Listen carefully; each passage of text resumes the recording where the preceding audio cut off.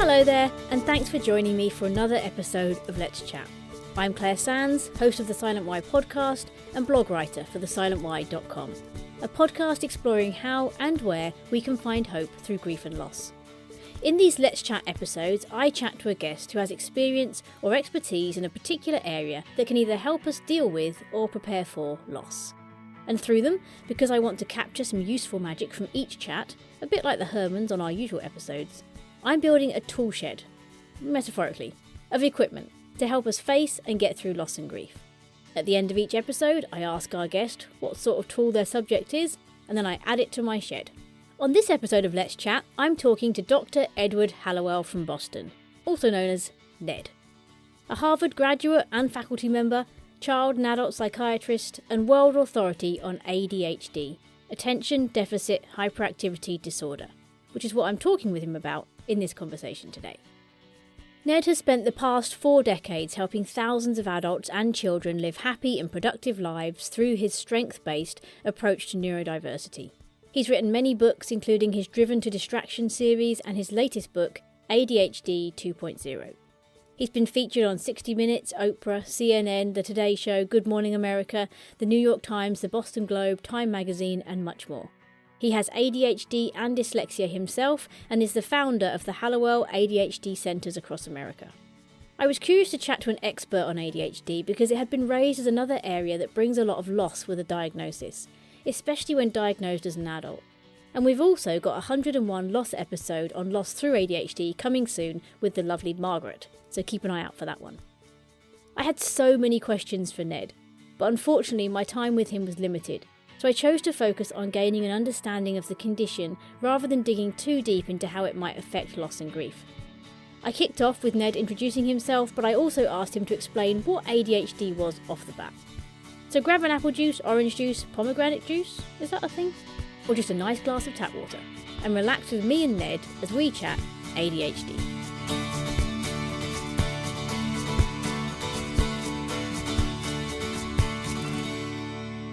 My name is Edward Hallowell, but I'm called Ned. I'm coming to you from just outside of Boston, Massachusetts, in the United States. I'm a psychiatrist with a specialty in learning differences, especially ADHD, which I got interested in because I discovered that I have it myself back in 1981 when I was doing a fellowship in child psychiatry. And I've been learning about it ever since. You could say I've been learning about it my whole life. I'm 73 years old. Been married 35 years, and I have 3 children. All of them inherited my ADHD. They're now 33, 30, and 27, and all doing wonderfully well. I see this condition as a trait, not a disorder. And depending upon how you manage it, it can become a terrible disorder, or it can become like a special superpower.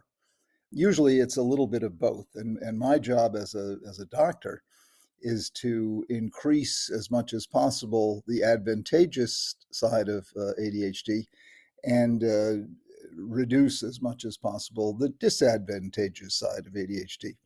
The condition is widely misunderstood. Even the name is misleading. Attention Deficit Hyperactivity Disorder. We do not have a deficit of attention. If we did, it would be a form of dementia, which it isn't. What I have, is an abundance of attention. My challenge is to control it, and that's the challenge for everyone with this condition. It's as if we have a Ferrari engine for a brain, a race car for a brain, going a mile a minute, a runaway brain with bicycle brakes. So we need to strengthen our brakes in order to turn this condition into the asset it truly can be. If we don't, then trouble awaits. We can crash, we can burn, the prison population is full of people with untreated ADD. So is the population of the unemployed, the multiply divorced, the addicted. That's the downside. The upside, most entrepreneurs have this. There are Nobel Prize winners who have it. There are Pulitzer Prize winners who have it. There are self-made millionaires and billionaires who have it. You name a field and I'll name you someone with ADD who's right at the top of it. I still call it ADD, by the way, because that's what it was called when I learned about it back in 1981. They stuck the H in just to confuse people, but I'm still with the ADD. So the trick is, first of all, to destigmatize it, to learn about it, discover that it can be a tremendous asset if you learn about it, and then to set about doing that. And one size does not fit all. Everybody's ADD is different from everybody else's. But with education, with structure, with coaching, and sometimes with medication, you can achieve dramatic improvement in a very short amount of time. So would you say you think it's been named wrong? How did that get that name if that's not really describing what happens? Is that just because they didn't know back then?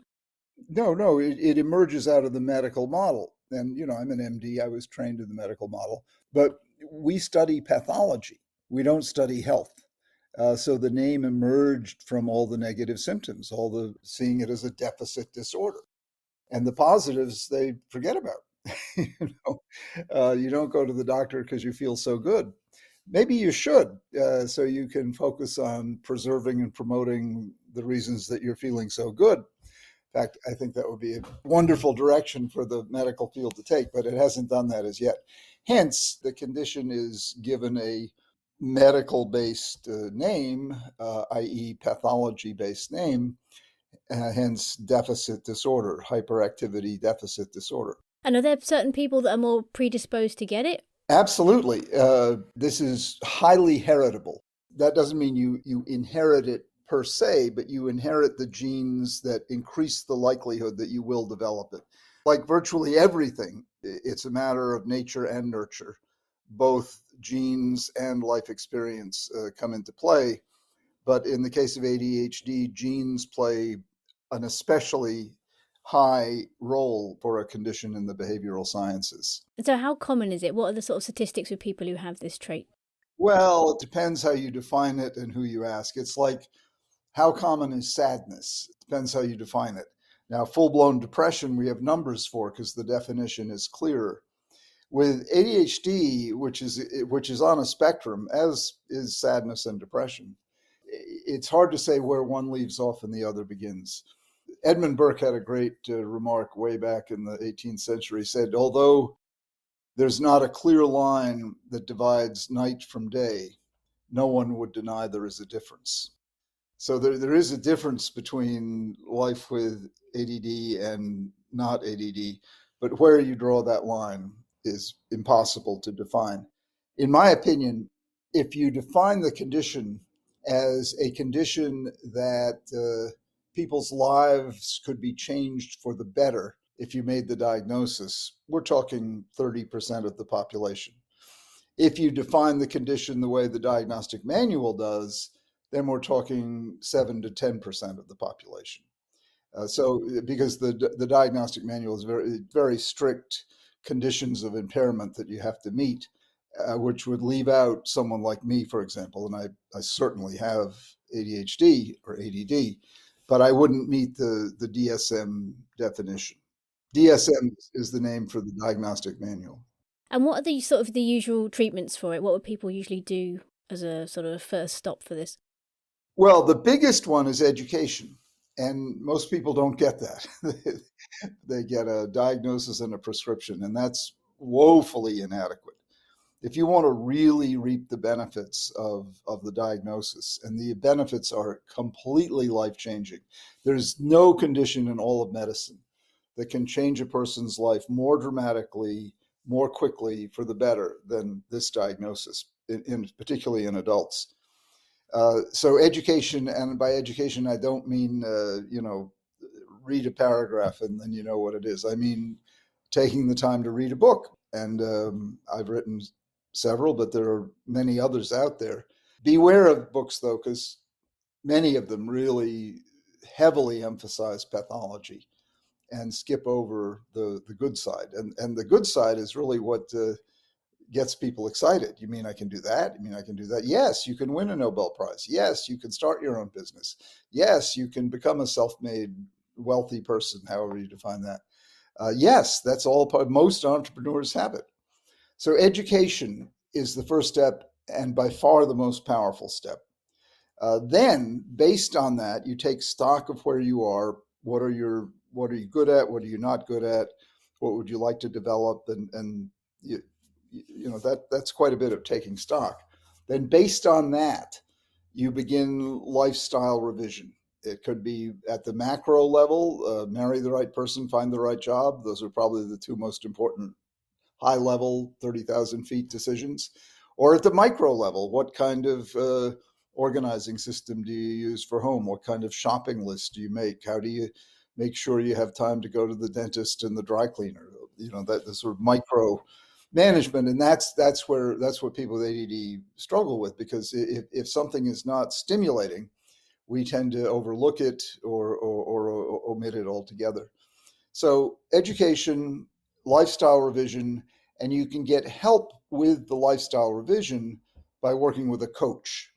Now, a coach is pretty much what your mother used to do minus the nag factor. So a coach is someone who, without nagging you, can help you get organized, develop strategies to follow through, complete, undertake, so on and so forth. And then, in that context, you may have a trial of medication. People fear medication, but they don't need to. The medication used properly is very safe, very effective. It's been around to treat what we now call ADHD since 1937. Most people have no idea that we have some 80 years of experience with these meds. Nothing lasts that long in the field of medication and pharmacology unless it is A, safe, and B, effective. Now, it has to be prescribed by a doctor who knows what he or she is doing, by all means, because you can make mistakes and you can have a bad experience on medication. But as long as it's prescribed properly, the side effects are easy to manage, and whatever the meds do is gone within a few hours. So the worst that you can happen is you have a few hours that, you don't like. I tell my patients, if you turn purple, you'll be right back to your original color. So far, nobody has turned purple, but it's sort of my way of saying no matter what it does, it's reversible. The meds take about 20 to 30 minutes to take effect, and then depending upon which med you use, they last from 4 to 12 hours. What they do, positive side, is very analogous to eyeglasses. They help you focus. They don't make you smarter, but they allow you to use your smarts far more effectively. They don't organize your kitchen or your office for you, but they make it a lot easier for you to organize your kitchen or your office. So with focus, pretty much everything you do improves, from your work life to your golf game to your cooking to your interacting with others. Mental focus improves everything except sleep. It doesn't matter if you focus when you're asleep. And that's pretty magical. I mean, the meds should change you as much as and no more than eyeglasses. So it shouldn't change your personality. It shouldn't, change your political party. It shouldn't change your food preferences or anything else. It simply allows you to focus in a more even way and not overlook things you used to overlook. Your boring friend can become interesting all of a sudden. Your boring spouse can all of a sudden become interesting. Chores that seemed undoable because they were so boring become doable. It is a major kind of blossoming when all of those together, diagnosis, lifestyle revision, coaching, medication, when they all work in concert, you really get a new life. And that's not overstating it. One of the reasons I love my job is I see this happen in my office every week. I saw a couple this morning where I know it's going to happen. And the only sad part is most people don't know about it, or the ones who think they do know about it, they only have the most superficial understanding. And they think it's something that kids get that makes them jump all over the place, and the treatment is to take medication. Well, that's just nothing compared to what the truth is. For people who are less familiar with it, what are some of the day-to-day tasks that would be more challenging or different to navigate for someone with this trait? Anything that involves what we call executive function, planning, organizing, prioritizing. So, getting to work on time. We are typically late because in our world, time is different. In our world, there are basically two times. There's now and not now. So we say the proposal is due next Wednesday. Not now, and it's gone until next Wednesday is almost now. And then in a panic, you get it done. And what happens in a panic is your body puts out a lot of adrenaline. Well, adrenaline is chemically very similar to the medications we use to treat ADHD. So problems with being on time. Procrastination is a big issue. Again, we're putting things off until they become stimulating. Details, you see, something has to be stimulating to grab our attention. Well, the towel you left on the bathroom floor is not stimulating, so you don't even see it. Or the cupboard you left open is not stimulating, so you don't even see it. Even the car door isn't very stimulating. People leave their car door open, and not because they're bad people, but because they just don't see it. I mean, the extreme is a stop sign. We can see the stop sign. We're not blind, but it doesn't register. We don't comprehend it, turn it into action, and we drive right through the stop sign. Well, that can be lethal. I mean, you can get killed or you can kill someone. Anything that involves paperwork, boring paperwork, bureaucratic paperwork, we flub. We have trouble with filing tax returns, filing even professionals forget to bill their clients. I have several patients who are owed many thousands of dollars because they haven't sent a bill. The customer is perfectly willing to pay it. They just don't send out a bill. And in the other direction, I have many patients who are way behind on owing people, not because they can't afford to pay the bill, but they just forget. It's too boring. Anything that's boring, we tend to put off, avoid, or procrastinate. So, and the fact is, getting through life in a successful way requires a lot of attention to boring details. And if you can't do it yourself, then you need to hire someone, and that can be called an administrative assistant. It can be called a secretary. You can hire a temp, whatever it is, but don't think you can just avoid it. And that's the problem. People with adults with ADD use avoidance as a coping style. That becomes denial, and then you're losing it altogether. And this podcast is about grief. Grief is something that's notorious for people's tending to deny it, whether they have ADD or not. They don't want to feel the pain, and who would? Why should you? Why should you subject yourself to that? It's so painful. But as you know, and your listeners know, you feel so much better if you do, and you're showing people that not only is it not to be feared, but it's to be welcomed. Because if you don't do it, it tends to spring up years later. Someone just goes into a depression out of nowhere, and you look back and, oh, yeah, I pretty much ignored my mother's death 20 years ago. So how do you think somebody with ADHD would then, because obviously grief is all in the now, there is a lot of stress hormones flying around, their reaction, how would it potentially differ from somebody who didn't have that trait? I don't think it would differ at all. It's just that it tends to get avoided like anything else. I guess the short answer is there's not a lot of difference. I guess I'm just wanting to emphasize the importance of allowing yourself to feel grief. And we talk a lot about loss as well. Is there loss encountered when people are diagnosed with ADHD or before they're diagnosed with it? Is there some sort of loss attached to it? Oh my gosh, a ton, depending how old you are. The immediate reaction, I tell my patients, because they have a delayed reaction. And if I'm diagnosing an adult, I say on the way home in the car, don't be surprised if you feel a tremendous wave of grief and sadness for all the opportunities you missed because of your untreated, undiagnosed ADHD. The older you are, the more opportunities you've missed. And then that is often accompanied by a wave of anger. Why didn't someone tell me about this sooner? Why am I 40 years old and just learning about it now? Why didn't I get diagnosed when I was 6 years old? And so there's loss, grief, and anger. And it's better if you can feel those with someone so you can, not jump out of the way and avoid it.